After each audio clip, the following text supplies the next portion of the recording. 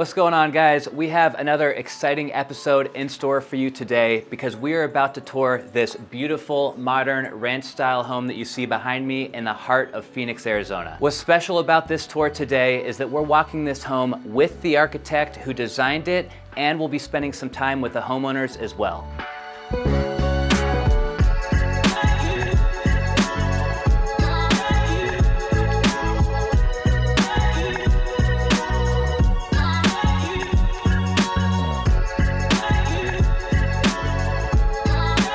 So the architect who designed this house is named Eric Spry, and his company is called Spry Architecture. Eric has decades of experience under his belt. He has designed a dozen homes or more here in the Valley, and he has won countless awards as a result of his amazing architecture. This house sits at 3,300 square feet. It has 3 bedrooms and 3 baths in the main house, and there's a pool house out back with an additional 600 square feet with 1 bedroom and 1 bath there. So let's go meet Eric and check out the house. I think that you guys are going to have a lot of fun with this one. Let us know along the way in the comments what you think and if you have any questions.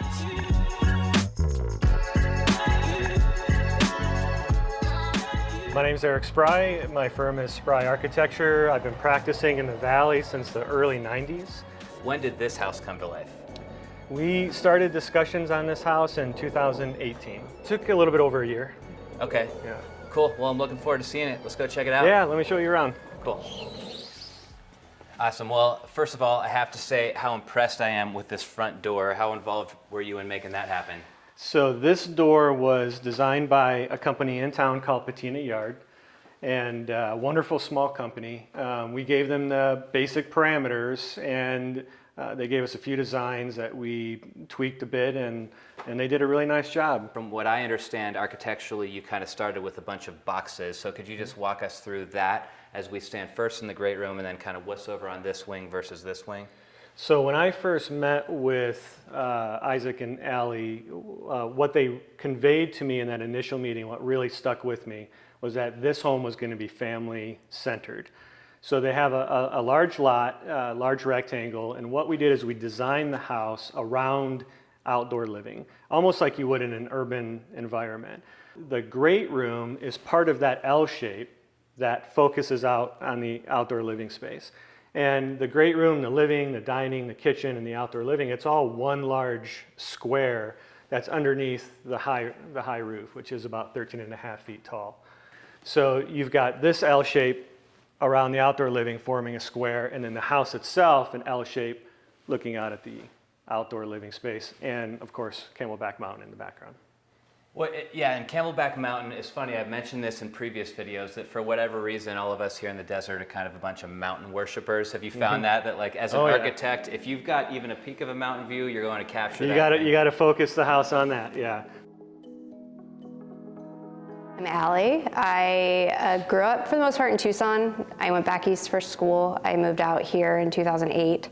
I'm an attorney and a mom. We've got 2 little girls, 4 and almost 2. Yeah, I'm Isaac. I am also an attorney. I grew up in Northern California and moved to Tucson in high school, actually, when I was 16. Yeah, we've got the 2 girls, and we've been married for a little over 5 years. We knew we wanted to stay in this area for the walkability, for the bikeability, but we both lived east-west, and we knew we wanted a north-south because of the sun. We wanted a little bit bigger lot than what we were both living in at the time. So it was really kind of by happenstance that we got it. And when we were living east-west, we both kept saying we felt like we lived in a cave because as the sun was coming down, especially in the summer, you got to drop all the blinds, keep the heat out. So that was a big thing that we emphasized with Eric when we were working on the plans, was we didn't want to have to basically drape our home, which is why you see all the big overhangs and stuff like that. And we also wanted to maximize, we still wanted yard, we wanted indoor, outdoor, wanted area for the kids to play, you know, those types of things. So that was a big part of the design and the lot usage. Camelback Mountain is one of the most famous mountains in the country, and they didn't want the pool and the outdoor living on the west side and getting overheated in a west sun coming into this glass. So all this faces north, it faces east, and just thankfully happens to face Camelback Mountain. So I can't wait to go around the corner and check out the kitchen, but first we're standing right next to, I think, what is possibly the coolest interior door I've ever seen. So what's going on here? So this was also designed, well, we designed it, but it was built by Patina Yard. Again, this goes back to Isaac and Allie's original idea of having this large great room space that has indoor, outdoor living, but they wanted to be able to divide it off when required. So if somebody's in here watching basketball and other people are in here gathered around the kitchen, they wanted to be able to close this off and create some kind of sound barrier.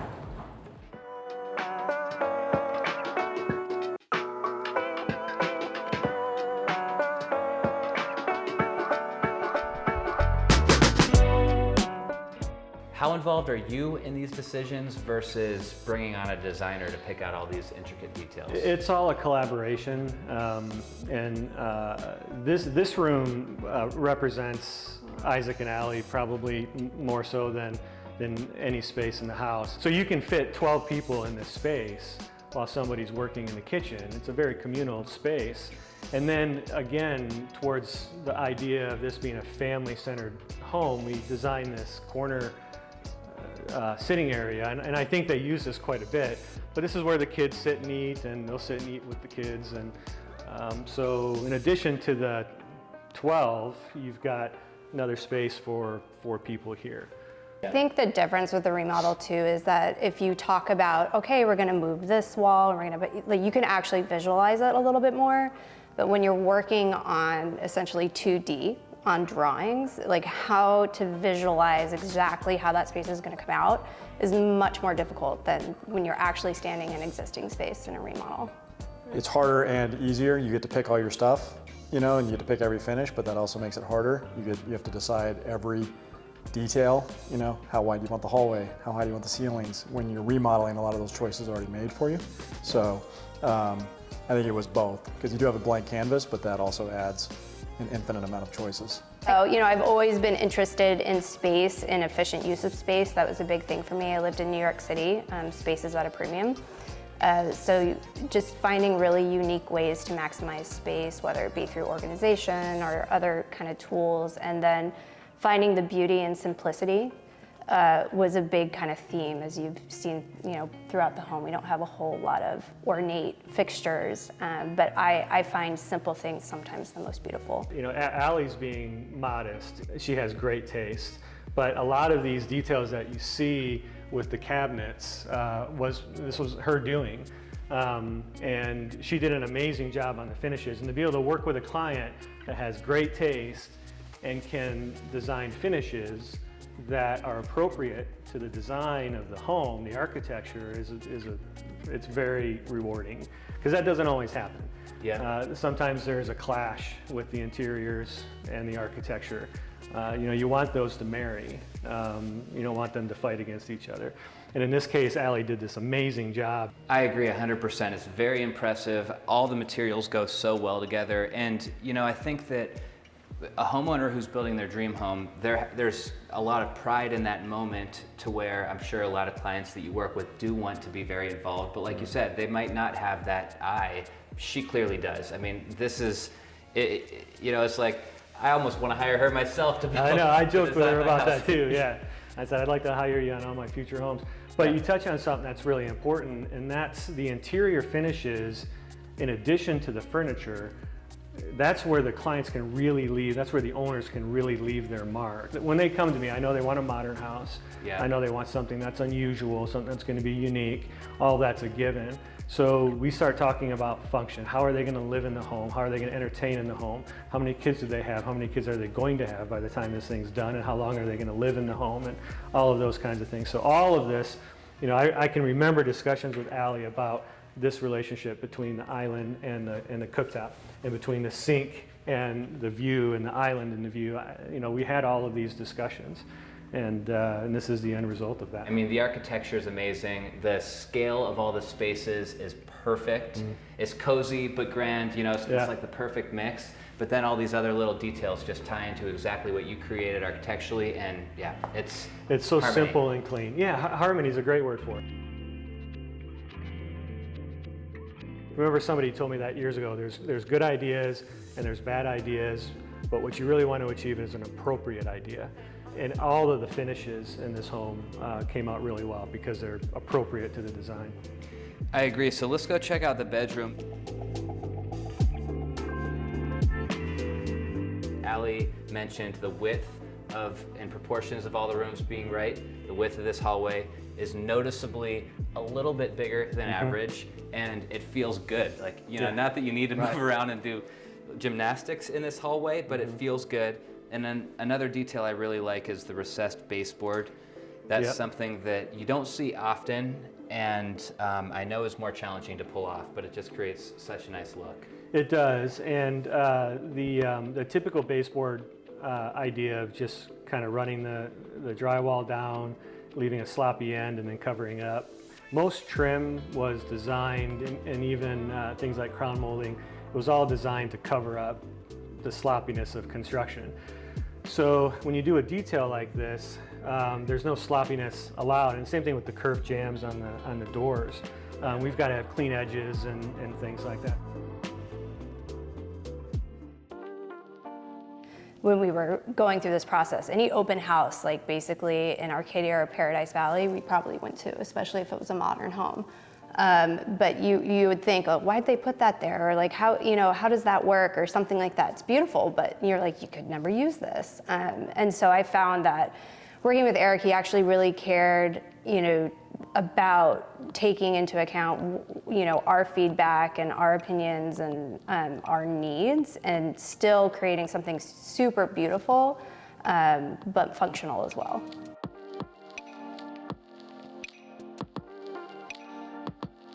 So here in this bathroom, you clearly had a say in the placement of this bathroom, but it sounds like the homeowners were probably pretty heavily influenced all the finished details in here.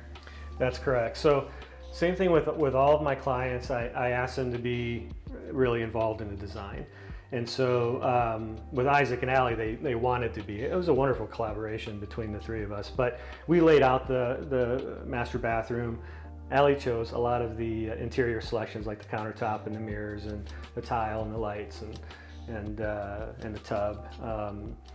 But this wood was, again, part of what we pulled in from different places, the ceiling and from the front of the house, and we use it as a backdrop for the tub.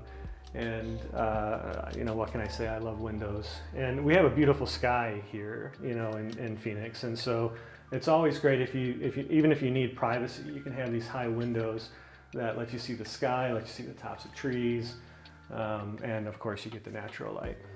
All right, cool. So let's head outside. And as we head outside, I want to ask you, where do you get inspiration for these projects? Each client that I work with is different. They've got different family situations. They are going to live and function in the home differently. And what I really want to achieve in the end is something that is uniquely theirs. That's the goal. Something that is really about them. So somebody years ago said architecture is frozen music, many years ago, centuries ago. And what I really want to do is create some kind of frozen music around that particular client, around that homeowner. So they're the biggest inspiration, and it's really fun designing homes for clients because I get to know them really well. I get to know their family really well. I get to know how they're going to live and exist in that home, not just then, but 5 years down the road, 10 years down the road. So designing something that's really a monument to them is rewarding. And that's why coming back years later and seeing them live in the home, it's very, very rewarding. Yeah. But you've got inspiration, there's Camelback Mountain, there's the sun, there's the lot, the neighborhood, lots of other things that provide inspiration, but the main source would be the clients. And man, if I was the clients, I would probably just have a bench out here in the middle of the yard so I could just stare back at the house and look at it. This is definitely the coolest perspective of the house, at least in my opinion. A lot of the architectural details you can see here, I don't like to have columns. So we don't have a column there in the corner. We're just holding that roof up with a column that's hidden inside the fireplace wall. Yeah. And then we just have a steel beam cantilevered out to create that. Here we have no columns whatsoever. We're just cantilevering that out. You know, and again, that adds the overall feel to the architecture of being clean, or you want to achieve simplicity is really what you want to achieve.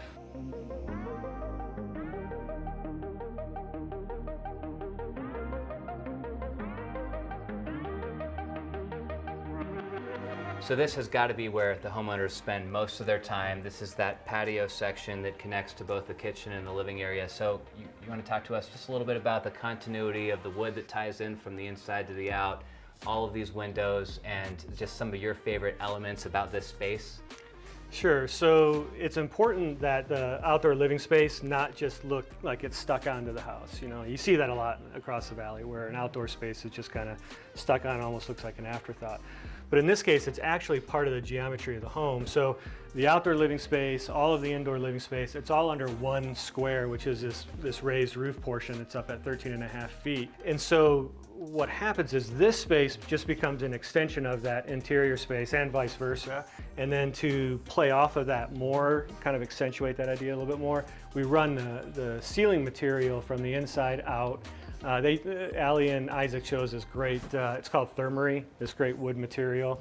It works really well in the desert. But we extend it out from the inside, and then we run the glass right up to the wood, which again emphasizes that extension. The only thing that's really separating this space from the inside is glass. So again, it's just an extension. Most of the time in the winter months, they're going to have these doors open, and all of this is just all one big giant space.